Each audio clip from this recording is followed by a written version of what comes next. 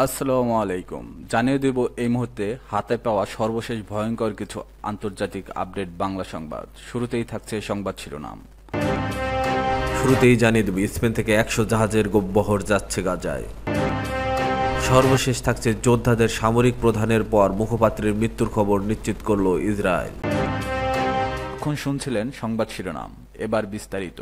প্রিয় দর্শক, আপনি যদি এই চ্যানেলে নতুন হয়ে থাকেন, ভিডিওটি দেখতে দেখতে চ্যানেলটি সাবস্ক্রাইব করে আমাদের সাথেই থাকুন। স্পেন থেকে 100 জাহাজের বহর যাচ্ছে গাজায়।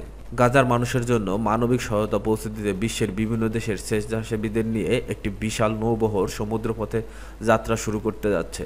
নৌবহরের প্রথম অংশে ডজন খানেক ছোট আকারের জাহাজ থাকবে, যা চিকিৎসক, মানবিক কর্মী, স্বেচ্ছাসেবী এবং জরুরি সাহায্য সামগ্রী বহন করবে।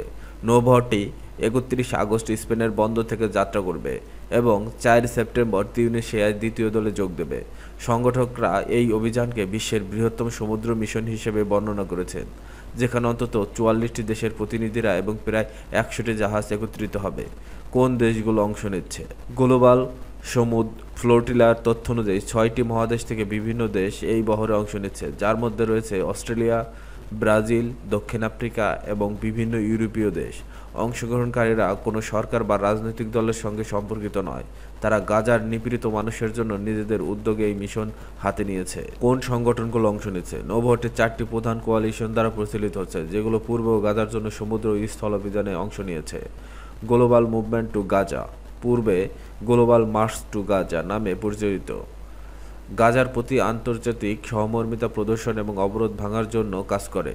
ফ্রিডম ফ্লোটিলা কোয়ালিশন 15 বছরের অভিজ্ঞতা নিয়ে মাডলিন এবং হানদাল সহ পূর্বের ফ্লোটিলাগুলো পরিচালনা করেছে।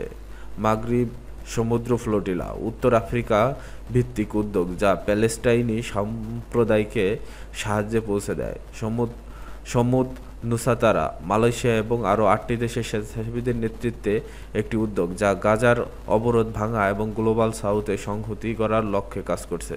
এই 4টি কোয়ালিশন মিলে ইতিহাসের বৃহত্তম সমন্বিত বেসামরিক ফ্লোটিলা গঠন করবে। তারা অংশগ্রহণ করছে এই অভিযানে স্বেচ্ছাসেবীরা, মানবিক কর্মী, চিকিৎসক, শিল্প, ধর্মীয় নেতারা, আইনজীবী, সমাজবিদ এবং নাবিকরা অংশ নিচ্ছেন। সবাইকে একত্রিত করছে মানবিক মর্যাদা, অহিংস কর্মের শক্তি এবং একটি মূল্য লক্ষ্য: গাজার অবরোধ ও গণহত্যা বন্ধ করা। যাত্রার সময়সূচি: বার্সেলোনার প্লাকা ডেল রেইতে মিডিয়া ব্রিফিংয়ে জানানো হয়েছে, নিরাপত্তার কারণে নির্দিষ্ট জাহাজ ও বন্দরের তথ্য প্রকাশ করা হচ্ছে না, তবে প্রায় 3000 কিলোমিটার পথ সমুদ্র করতে ফ্লোটিলাকে প্রায় 7 থেকে 8 দিন সময় লাগবে বলে অনুমান করা যাচ্ছে। গাজার অবরোধ ভাঙতে এবং মানবিক সহায়তা পৌঁছে দিতে এই ফ্লোটিলা সমুদ্রপথে এগোতে যাচ্ছে, পাশাপাশি একটি শক্তিশালী বার্তা প্রেরণ করতে যাচ্ছে: অবরোধ অবিলম্বে শেষ হতে হবে। যোদ্ধাদের সামরিক প্রধানের পর মুখপাত্রের মৃত্যুর খবর নিশ্চিত করল ইসরায়েল। শনিবারের হামলায় হামাসের মুখপাত্র আবু ওবায়দা নিহত হয়েছে বলে নিশ্চিত করেছে ইসরায়েলের প্রতিরক্ষামন্ত্রী ইসরায়েল কাটজ। ইসরায়েলের সংবাদ মাধ্যম টাইমস অফ ইসরায়েলের প্রতিবেদনে খবর জানানো হয়। এর আগে নাম প্রকাশে অনিচ্ছুক ইসরায়েলি কর্মকর্তা জানিয়েছে, হামলায় আবু ওবায়দা নিহত হতে পারেন, কিন্তু প্রতিরক্ষামন্ত্রী কাটজ বলেন, প্রথম কর্মকর্তা যিনি আবু ওবায়দা নিহত হওয়ার বিষয়টি নিশ্চিত করেছেন। সামাজিক যোগাযোগ এক্সের পোস্টে প্রতিরক্ষামন্ত্রী কাটজ হামাসের মুখপাত্র আবু ওবায়দার নিহতের খবরটি নিশ্চিত করেন। এদিকে রোববার সকালে প্রধানমন্ত্রী নেতানিয়াহু বলেন, আবু ওবায়দাকে লক্ষ্যবস্তু করে ইসরায়েলে হামলা চালিয়েছে।